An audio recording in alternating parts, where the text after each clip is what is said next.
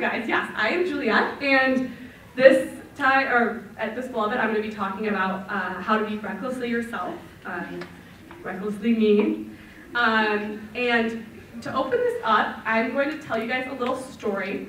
So if you were at Pine Hills this year, can you raise your hand, please? Oh gosh, oh no. All right, well you guys already heard this story, but just keep it to yourself. Don't ruin it for the people that haven't been there before. When I was in middle school, so when I was in 6th grade, well actually, okay, sorry, I'll go back further.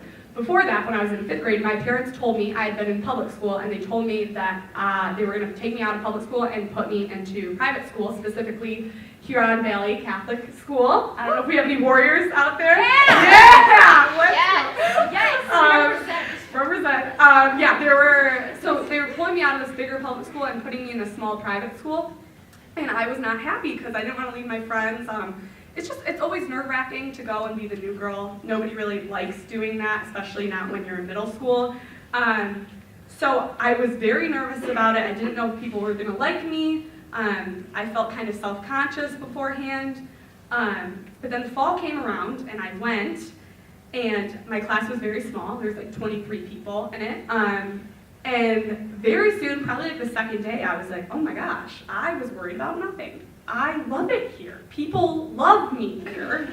This is awesome. And I just really felt like I could just be myself. And I'm going to show you guys how much myself I really felt like I could be. Oh, well, that was later. So yeah, that's me. Halloween, Narnia had just come out, and I really wanted to be a centaur. And my mom, who is actually here, Mom, can you stand up? Because they need to see who did this handiwork. My mom spent hours making this costume for me. That is sacrificial love, when she knew it was going to look like this. So I dragged that butt around to about 5 houses and then called it quits because it was really difficult. But I loved it. I thought I looked great. There's a different, I don't think that was a costume. I think I just had that on for kicks. I had those before I had braces, I had, you know when you have like a layer of teeth on top of your teeth? Yeah. Like fangs, kind of, yeah, I had those. And then there's me. I went to Mexico, and I got cornrows on the beach, because, people will come around to cornrows. I left them in for about a month after. Funny story, when I took them out, because your hair naturally falls out throughout the day, regrows. When you have it in such tight braids, it can't fall out. So when I took my braids out, I literally pulled out chunks of my hair. It was really disturbing. And then, yeah, I like to be very dexterous with my feet, and somebody caught me just taking some luxurious reading time. What are you reading? I'm reading the Gospel of Mark, I believe. It's very large print. I was obsessed with Native Americans, and I would tell, I still am. I'm taking within the same month, as you can tell by my hair. But I would really just go outside and just whittle a lot. I like to carve sticks, and then I would, here, I think what I'm actually making, I know what I'm making. What I'm making is a thing that you weave and you put it on your head, and it helps you carry baskets out of your head. I don't know why I thought that I would need that, but I thought that was cool, so yep, out there. Okay, yeah, so those are all my middle school pictures. So as you can see, I was a little bit out there, but I really felt, I was like, oh my gosh, I can be myself, these people love me, it's great.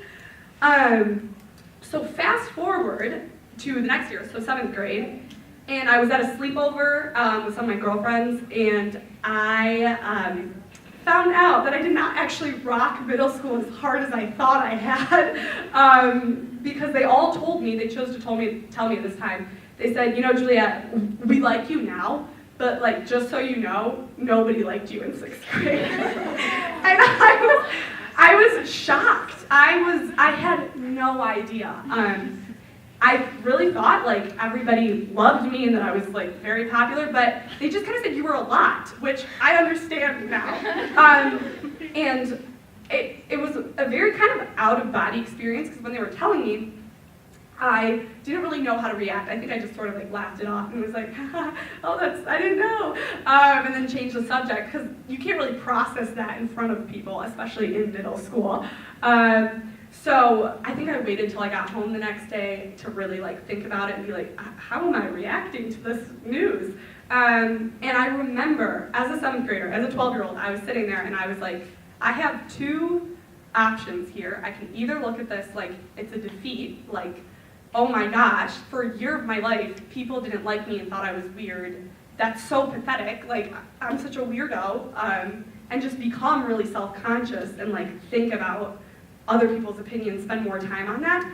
Or I could look at it as a victory, because the fact was, I did not change from 6th grade to 7th grade year. I was just as weird, and people eventually liked me. And I'm not like trying to brag and say that I had so many friends, but I really was friends with everybody in my class after 6th grade year. So, but really what that showed me was, yeah, I think people were a little bit taken off guard and didn't really know how to react to me because I was just so outgoing and didn't really care what people thought or wasn't aware of what people thought. But in the end, they were really drawn to that, and that's something that it made them feel comfortable to be weird around me. And so I remember thinking, you know what, no, my feelings are not gonna be hurt about this because they like me now, and that's all that mattered. And 6th grade year was still awesome. I still had fun. You can't take that away from me. So yeah, I don't know, that was a very formative experience for me. And I think it was like very instrumental in how I would handle things later on, and still how I handle things to this day.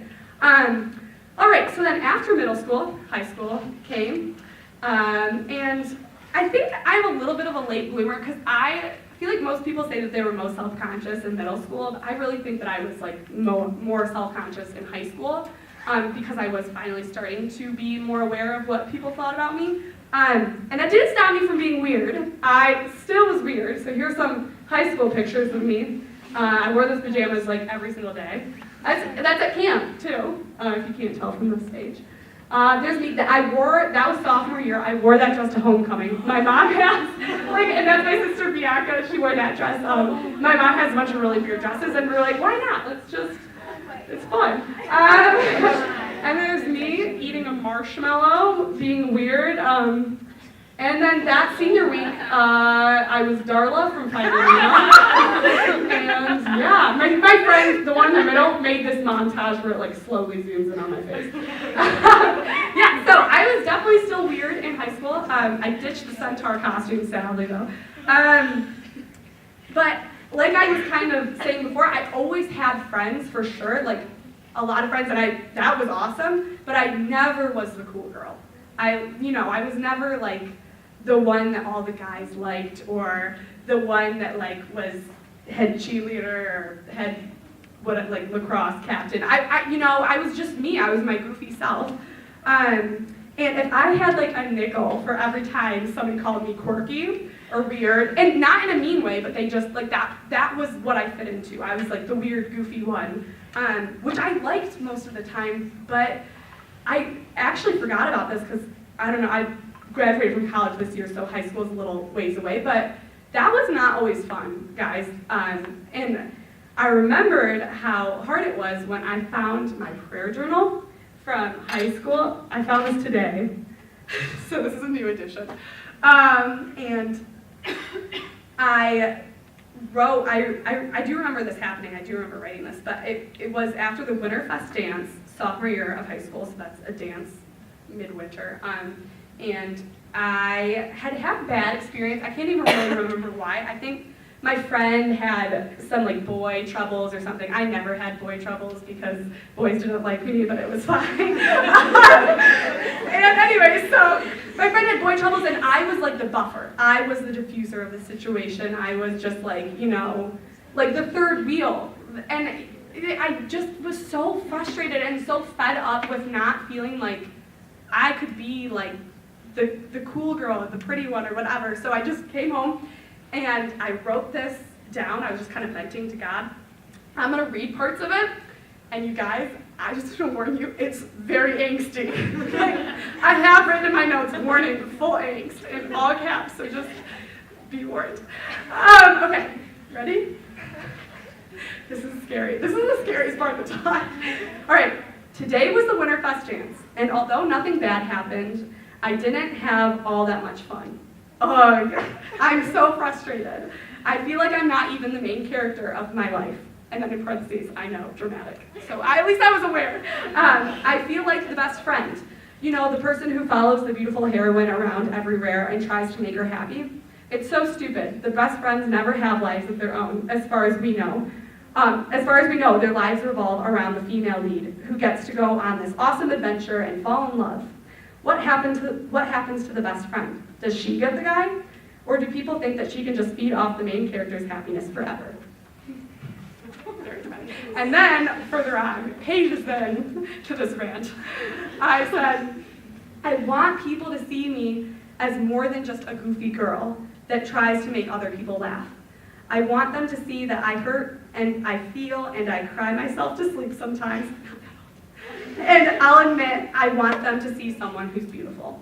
So yeah, that was a struggle for me in high school.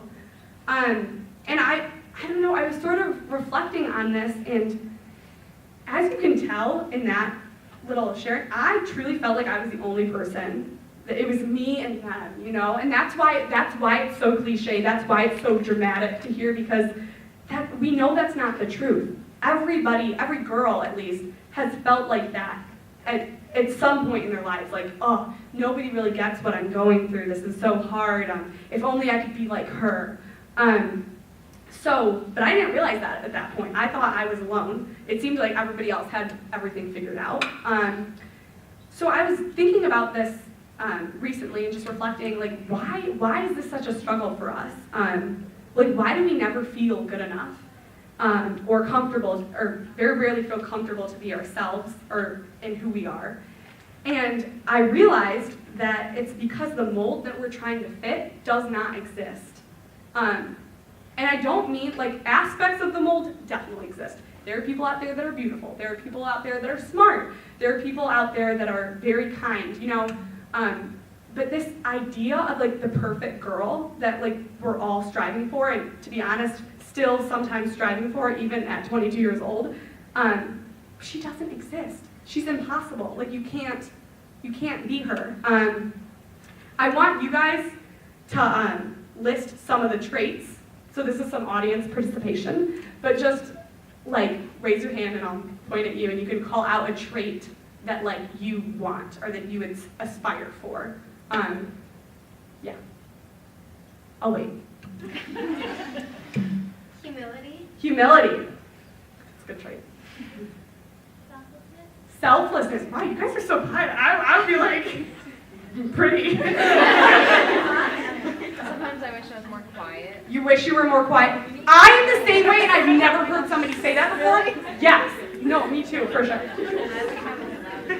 She wishes she was louder. All right. Anybody else? Yes, Claire. You wish you were good at lacrosse. Me too, or any sport. Tail? You wish that she was wittier. I wish that too for you. I'm kidding, she's my sister, I can say that. She's very witty. All right, that's enough. Those are all good options. And so this is just hearing them out. I'm sure you guys all have, like, a list of things that you kind of wish you were. I know I do. And these traits, they can't all coexist in one person. It's, like, not possible. And an example of this for myself is I always wanted to be, like, really warm and friendly and open and inviting, but I also, kind of going off what Ron was saying, I wanted to be, like, introverted and mysterious. What would that look like? This is, here, I'll show you what it would look like. This is what it would look like. Hi, I'm Juliette. Like, so nice to meet you. Don't ask me about the scar. It's from the accident. I don't want to talk about it. Like, honestly, that's not possible. This idea that we're aspiring to, like, there's so many contradictory traits, you're never going to be satisfied, you know? Or you'll look like a crazy person. So yeah, that's not possible. And as I was reflecting further into this issue, I'm going to give you guys a little bit of a theology lesson, or I think it's kind of theology. It's thinking about your faith and how it applies to you in a deeper way. I don't know, I was just thinking about and reflecting on this and then what it says in Genesis, that we were made in God's image and likeness. That is so powerful. I'll read the verse. I'm sure you've all heard it before. It's Genesis 1, verse 27. It says, "So God created mankind in his own image. In the image of God he created them. Male and female he created them." And then in Genesis 31, it says, he said that they were very good. He says that we are very good, that mankind is very good. So I was thinking about this and, okay, I'm made in God's image and likeness. We're all made in God's image and likeness. What is God? God is beauty, and he's love, and he's goodness. And I'm sure, he's everything, but like those are three like really big aspects of God. So that's saying that we were all made in the image and likeness of beauty and love and goodness. And when you break this down, it makes sense. Like, what does beauty look like? Is it having blue eyes, or is it having brown eyes or hazel eyes? What body type is it? Is it like what skin color? What hair texture? The thing is, like, there's no one girl. Even if you think of girls that you like wish you looked like, I'm sure they all look very different from each other, you know? There's no one, you can't encapsulate beauty like that. It's so diverse. And that's because our God is a beautiful God. And he needs each one of us to show his beauty to everybody else. And in this room, there's many types of beauty as there are people. Does that make sense? You're each your own type of beautiful because you're reflecting a part of God, which is cool. And then, what does love look like? Is it doing acts of service? Or is it telling somebody in a very lavish way how much you care? Or is it simply spending time with someone? It's all of these things. And some of us are better at some of them, and some of us are better at others, you know? And then how about goodness? This is the one that's the most broad. Kindness is good. Humor is good. Humility is good. Fierceness is good. Confidence is good. Extroverted socialization is good. Introverted introspection is good. Wearing a centaur costume is good. But being a cute little ghost is also good, okay? Like, there's so many different types, and it just makes me sad to see people, and women especially, cutting off parts of themselves because they want to fit a mold. And I wrote this out because this is a part that I really want to like hammer into your guys' brains. The reason we are all so unique and diverse is because we each reflect a different aspect of our Creator who is far greater and more complex than ourselves. Our Creator, God, doesn't have any hands or feet on this earth. He doesn't have any physical body except for ours. We are his expression of himself here on earth. And if you try to fit yourself into one mold, you're limiting that. So whatever you are, if you're not like super outgoing, if you like to be more behind the scenes, do that, because that is important. If you are really loud, if you're crazy, like, don't try to quiet yourself, you know? Like, just do what is natural to you, because that's who God wants you to be, I guess is what I'm trying to say. Okay, the last thing I'm going to say, how am I doing on time, too? Am I over? I'll do this quickly.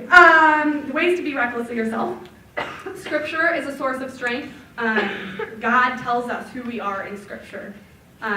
Just a few of these. Psalm 139, verses 13 to 14, he says, the psalmist says, about God, you created my inmost being, you knit me together in my mother's womb. I praised you because I am fearfully and wonderfully made. Those are powerful words. And then also it says in Luke 12, are not 5 sparrows sold for 2 pennies? Yet not one of them is forgotten by God. Indeed, the very hairs of your head are numbered. Don't be afraid. You are worth more than many sparrows. I love that.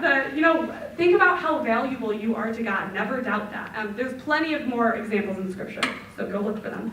The second thing is friendship, and I know we say this a lot, but seriously, girls, bring your insecurities to the light with your friends, because like I said, I felt like I was alone, and I definitely wasn't. And the older I've gotten, the more I've talked about it with friends, other people were feeling that way too, and I wish I had known that then.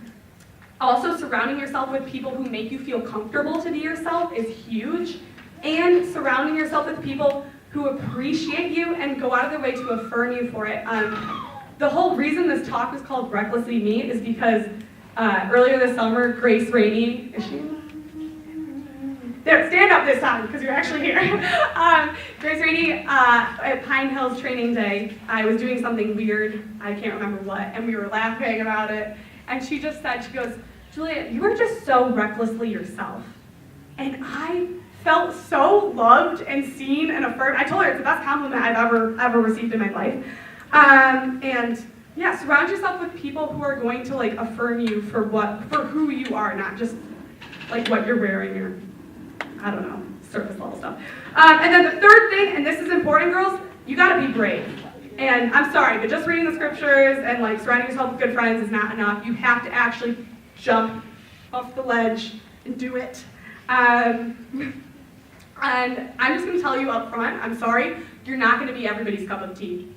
I certainly am not. I have had a lot of people tell me, like a lot of friends, and actually even my boyfriend tell me that they didn't really like me at first.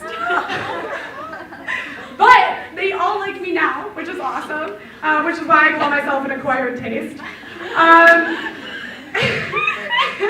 And to be honest though, there's some people that haven't told me that because to be honest, they will never like me. Some people are just never gonna like me, and that's okay. I don't know, you can't let other people's opinions of you hold you back like that. And another Bible verse that I find really helpful is in John 15, verse 18. Jesus said, these are Jesus' words. This would give me chills when I would read it. He says, if the world hates you, know that it hated me before it hated you. If people are gonna hate Jesus, I'm sorry, they're gonna not like you. You know what I mean? Like, so anyway, ladies, have confidence, not only in yourself, but in the one that created you, who made you, that you are who you're supposed to be, and that you have a duty to share that with others. So stop thinking that you're not good enough because God said that you were very good. And I say it too. All right, I love you. Good night.